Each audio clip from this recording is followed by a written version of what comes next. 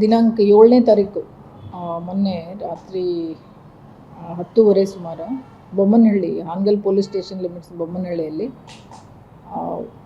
ಅಣ್ಣ ತಮ್ಮ ಕುಮಾರ್ ಮತ್ತು ಸಂತೋಷ್ ಅನ್ನೋರು ತಮ್ಮ ಆಸ್ತಿ ವಿಚಾರಕ್ಕಾಗಿ ಜಗಳ ಮಾಡ್ತಾರೆ.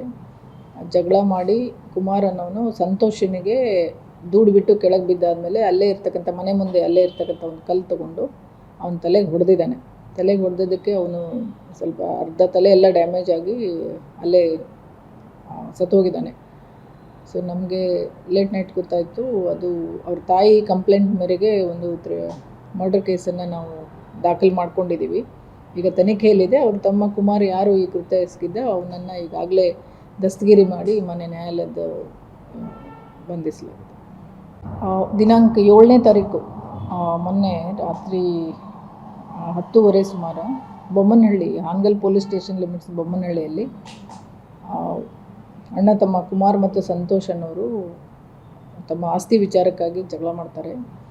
ಜಗಳ ಮಾಡಿ ಕುಮಾರ್ ಅನ್ನೋನು ಸಂತೋಷನಿಗೆ ದೂಡಿಬಿಟ್ಟು ಕೆಳಗೆ ಬಿದ್ದಾದಮೇಲೆ ಅಲ್ಲೇ ಇರ್ತಕ್ಕಂಥ ಮನೆ ಮುಂದೆ ಅಲ್ಲೇ ಇರ್ತಕ್ಕಂಥ ಒಂದು ಕಲ್ಲು ತೊಗೊಂಡು ಅವನ ತಲೆಗೆ ಹೊಡೆದಿದ್ದಾನೆ.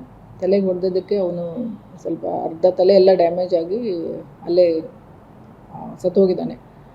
ಸೊ ನಮಗೆ ಲೇಟ್ ನೈಟ್ ಗೊತ್ತಾಯಿತು. ಅದು ಅವ್ರ ತಾಯಿ ಕಂಪ್ಲೇಂಟ್ ಮೇರೆಗೆ ಒಂದು ಮರ್ಡರ್ ಕೇಸನ್ನು ನಾವು ದಾಖಲು ಮಾಡ್ಕೊಂಡಿದ್ದೀವಿ. ಈಗ ತನಿಖೆಯಲ್ಲಿದೆ. ಅವ್ರ ತಮ್ಮ ಕುಮಾರ್ ಯಾರು ಈ ಕೃತ್ಯ ಎಸಗಿದ್ದ ಅವನನ್ನು ಈಗಾಗಲೇ ದಸ್ತಗಿರಿ ಮಾಡಿ ಮನೆ ನ್ಯಾಯಾಲಯದ ಬಂಧಿಸಲಾಗಿದೆ.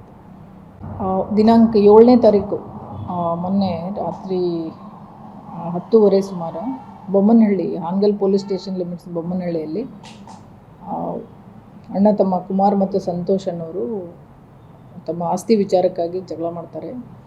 ಜಗಳ ಮಾಡಿ ಕುಮಾರ್ ಅನ್ನೋನು ಸಂತೋಷನಿಗೆ ದೂಡಿಬಿಟ್ಟು ಕೆಳಗೆ ಬಿದ್ದಾದಮೇಲೆ ಅಲ್ಲೇ ಇರ್ತಕ್ಕಂಥ ಮನೆ ಮುಂದೆ ಅಲ್ಲೇ ಇರ್ತಕ್ಕಂಥ ಒಂದು ಕಲ್ಲು ತೊಗೊಂಡು ಅವನ ತಲೆಗೆ ಹೊಡೆದಿದ್ದಾನೆ.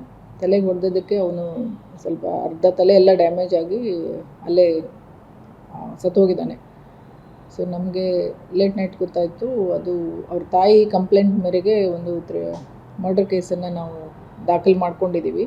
ಈಗ ತನಿಖೆಯಲ್ಲಿದೆ. ಅವ್ರ ತಮ್ಮ ಕುಮಾರ್ ಯಾರು ಈ ಕೃತ್ಯ ಎಸಗಿದ್ದ ಅವನನ್ನು ಈಗಾಗಲೇ ದಸ್ತಗಿರಿ ಮಾಡಿ ಮನೆ ನ್ಯಾಯಾಲಯದ ಬಂಧಿಸಲಾಗಿದೆ.